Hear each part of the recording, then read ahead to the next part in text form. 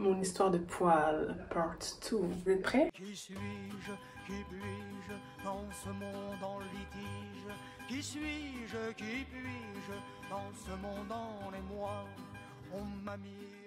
Donc, je rentre à l'université, à l'IUT, et là, je ne sais pas exactement à quel moment, mais je sais que je suis trop focus sur les poils, notamment sur le bas du visage, et je sais que je commence à les torturer. Il y a eu l'étape décoloration que j'ai abandonnée, mais il y a quand même été un moment que je ne peux pas oublier parce que je pense que j'ai acheté 2-3 produits de décoloration des poils pour notamment ceux des joues. Et donc, on passe vraiment à la pince à épiler. Je ne sais pas exactement quand est-ce que ça commence, mais voilà, ça commence par une épilation d'environ une fois par semaine, 20 minutes. Bon, il doit pas avoir trop de poils, je sais même pas s'il y a des poils ou si c'est juste du duvet ou si juste je suis complexée, mais en tout cas je sais que je commence à m'épiler vers 18 ans, 18 ans et demi. En parallèle, devinez ce que je fais, je me rends au planning familial parce que je me dis fais les choses bien, prends la pilule. Et effectivement je prends la pilule, en tout cas le planning familial me donne la pilule, une boîte d'un mois. Sauf que ce qui est marrant, c'est qu'à ce moment là j'ai pas de relation, j'ai pas de copain, j'ai rien. Voilà, ma vie est sentimentale, y a rien, il se passe rien. Je prends quand même la pilule, elle dure un mois et après je reconduis pas tout simplement parce que je suis célibataire. Donc j'ai 18 ans à ce moment-là, je continue à m'épiler. Est-ce que la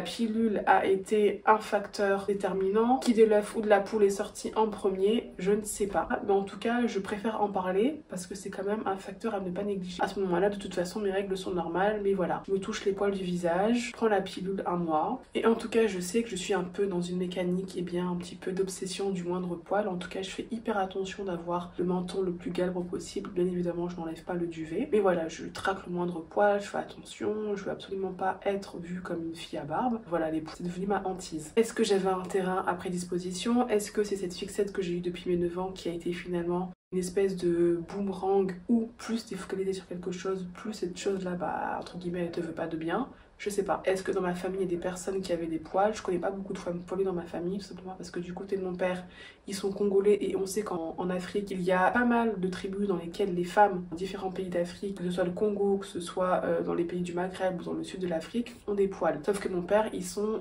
quasiment que des mecs et du côté de ma mère, il n'y a pas de pilosité particulière chez les femmes. Elle a pas de poils au menton, ma mère, donc je ne sais pas du tout. Ma mère est antillaise. Donc là, je suis un petit peu confuse parce que j'avais entendu parler justement de la pilosité dans certains pays d'Afrique de manière un peu vague, mais ça m'a toujours resté. Et en même temps, voilà, moi, il n'y a pas assez d'éléments qui peuvent dire que ça vient de là. Dans tous les cas, je ne sais pas quoi faire. Et là, je vous assure, ce n'est que le début d'une décennie, d'un parcours, mais qui va être long et long. Cela dit, j'ai 19 ans, j'ai mon premier amour, entre guillemets, de jeunesse. Vraiment, c'est-à-dire que c'est mon chéri, je l'aime, c'est pas juste un copain comme ça, je l'aime. Et très vite dans la relation, il me fera remarquer t'as des poils sur le visage. Alors, c'est un moment à la fois de soulagement et en même temps de gêne. Soulagement parce que t'as pas à te cacher, parce que la personne elle a découvert, voilà, c'est tout, c'est comme ça. Et ça enlève un petit poids, on va pas se mentir, et en même temps, de gêne, de honte. Tu te dis, oh là là, punaise, pourquoi je passe? Est-ce que je suis vraiment une femme, etc. Puis il y a toujours ce truc de pointer le défaut qui te fait te sentir mal, même si la personne n'est pas mauvaise. En tout cas, ça m'a pas empêché d'être avec lui, ça l'a pas empêché de m'aimer, etc. Même si on n'a pas fini ensemble. Ça m'a pas empêché d'avoir des relations. Voilà, avoir des poils, je sais pas, pour vous les autres filles, moi ça m'a pas empêché d'avoir une vie sociale, d'avoir des travails, d'avoir des jobs, de sortir, d'avoir des prétendants, d'avoir des copains, etc. Pas été un frein. Mais par contre, pour soi, pour l'image de soi, c'est pas facile. Et là commence la période de l'expérimentation où je commence à rechercher sur internet comment se débarrasser des poils. Et là, je tombe sur une pléiade de soi-disant remèdes de grand-mère qui, a priori, sont soi-disant efficaces parce que ça vient d'Inde, parce que nos grand-mères faisaient comme ça, parce que patin ou fin. Et je teste. Et vous savez, il y aura une accumulation de déception et à la fois une accumulation d'espoir parce qu'on est prête à tout pour enlever ça. Le poil c'est vraiment l'élément anti-féminin le plus criant, le plus probant. Je ne connais rien qui puisse être plus masculinisant qu'un poil, entre guillemets. En tout cas, c'est ce que je pensais et c'est ce que je continue de penser, même si c'est pas une fatalité. Donc je teste plein de recettes de grand-mère, la fameuse crème au curcuma, en tout cas la pâte au curcuma qui est censée affiner les poils et les faire enlever, le bicarbonate de soude, j'en ai acheté des kilos, en tout cas des grammes, l'huile de souchet, qu'est-ce qu'on n'a pas fait, l'épilation.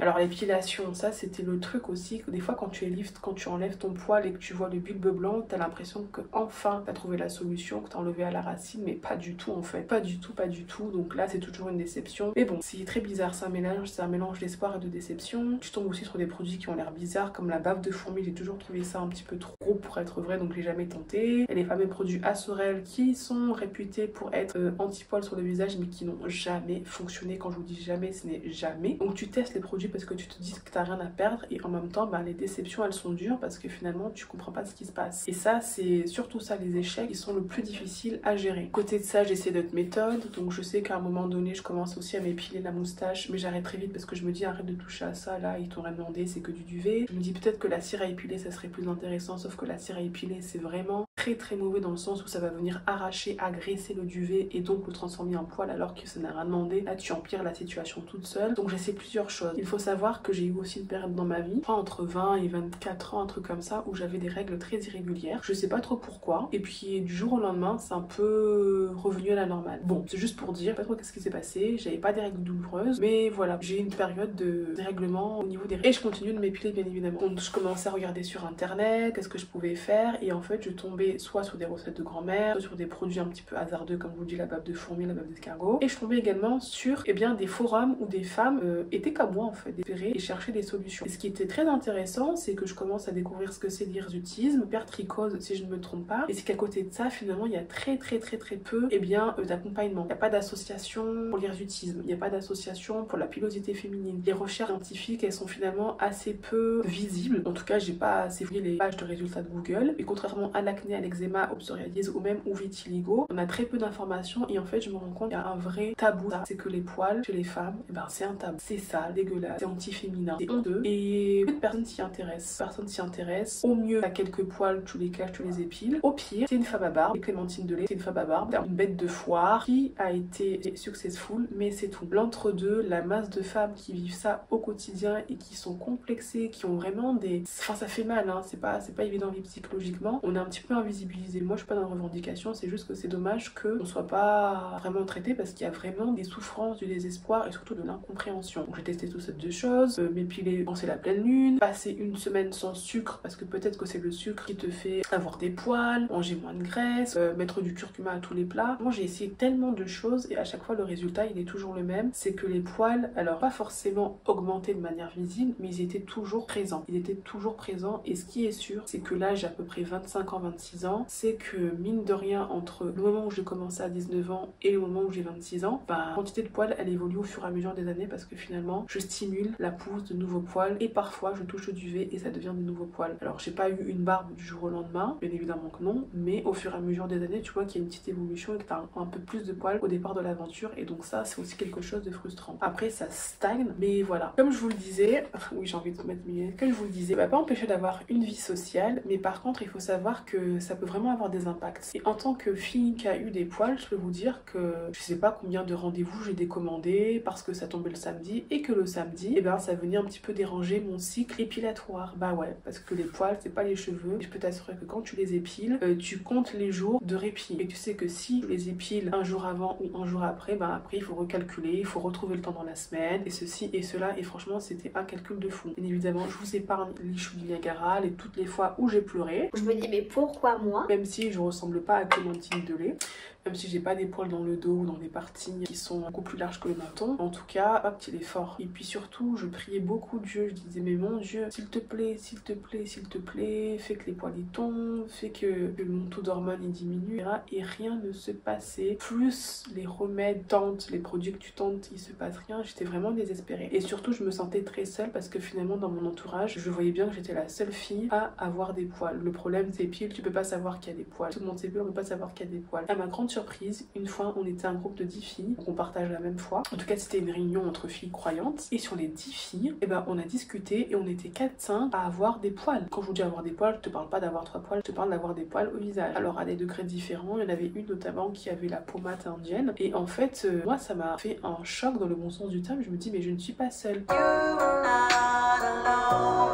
Certes, ça ne règle pas le problème, mais ça permet de te soulager, de te dire que attends, t'es pas seule, il y a d'autres personnes qui partagent ça, donc forcément, là c'est pas des nanas sur internet, donc on doit être beaucoup plus nombreux. Peut-être que j'ai trouvé des solutions, j'ai pas trouvé de solution, les filles elles n'avaient pas d'autre solution, il y en a qui géraient ça avec la pince à épiler, qui semblaient ne pas trop y prêter attention parce qu'elles avaient pas trop de poils, il y en a d'autres pour qui c'était un grand complexe. Et je me suis dit, je ne suis pas seule, mais que faire? Mais rien que déjà de savoir que t'es pas seule, ça permet de soulager. Cela dit, je n'avais rien changé, j'avais toujours un petit peu mon calendrier épilatoire, bien évidemment évidemment des fois je décommandais, ou des fois ben t'es chez toi pendant une semaine parce que j'étais en recherche d'emploi, donc j'étais pas forcément tout le temps dehors, donc des fois je laissais mes poils tranquilles. Et ça c'est un truc qui est chiant, cette relation de haine entre guillemets. Je dis pas que j'aimais mes poils, mais des fois je vous assure, s'épiler c'est chiant parce que tu sais que tu vas en avoir qui vont repousser, et du coup des fois tu laisses un peu comme ça, mais du coup tu sors pas. Bref, tout un truc. Les années passent et je découvre ce qu'on appelle la technique du laser. Sauf que le laser à cette époque, on est déjà vers 2018 je pense, à peu près ça, 2018. Et le problème c'est que le laser à cette époque c'est encore un peu trop et encore un peu décrié. Il y avait beaucoup de warnings sur les répercussions potentielles sur les peaux mates et les peaux foncées, cancer de la peau, brûlure de la peau ou apparition postérieure de taches hyperpigmentaires ou dépigmentaires. Donc je me dis oh là là là,